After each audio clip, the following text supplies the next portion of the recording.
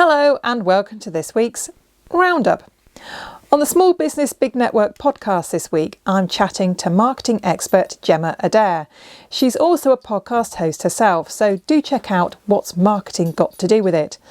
I've also recorded a future episode this week with John Wilson from Honest Video, and he's got a great story to share about how he's built his business. He also runs a network called the Walk and Talk Community based in Surrey, which is exactly what it sounds like. I've had lots of people want to be podcast guests recently, so that episode won't actually air until July. Last week, I was down in London at the Learning Technologies Conference and Exhibition, which was fantastic. It's a huge event and I met a number of people I've met before and made lots of new connections too. I listened to a talk given by Shane Trail from First Media, who are one of my clients, about how to create great e-learning, and I was delighted that he included a clip of their work that had my voice on it. This week has been all about following up with the people I met and munching my way through the popcorn and sweets that I collected at the event. There's always loads of stuff like that to pick up. On Monday, I had a run through of the talk that I'll be giving in a couple of weeks' time for the One Voice conference with my accountability buddy Blanche Anderson. Blanche gave me some useful feedback, thanks Blanche, and she said she found my talk interesting, which is good. It's all about the importance of keeping in touch with your clients and some methods of doing this, along with a case study of what happened last year when things went quiet in my business and I was challenged to ask my clients why. If you're a voiceover artist and you're coming to One Voice, make sure you come to my talk to find out what I discovered from that challenge. I recently joined a new network called Only, that's O-N-L-E.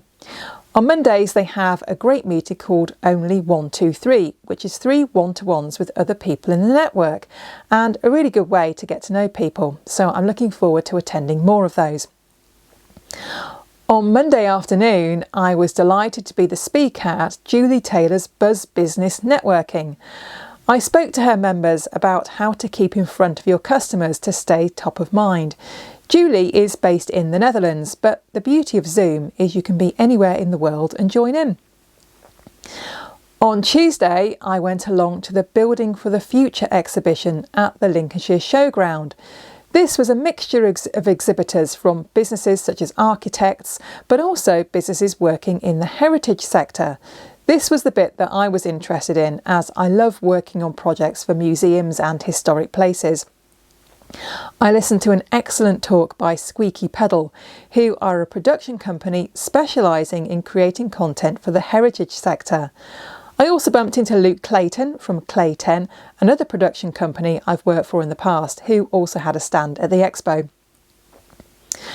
On Wednesday, I had a really interesting chat with Chris Eder, who is based in Canada.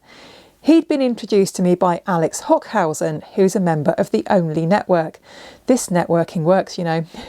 Chris is the founder of ePlatform, a platform of 30 tools to help automate and streamline business processes, including creating online courses, which is where I fit into the picture as a course narrator.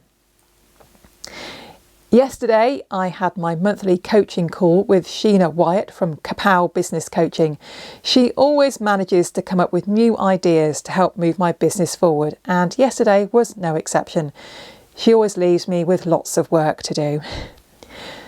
Today, I've been to the Only Manchester meeting, which was hosted by one of Only's founders, James West, who's been a guest on my podcast, and also Callum Nicholson, who I know from networking in the Hull area pre-pandemic, and I haven't seen for ages, so we're going to have a catch-up.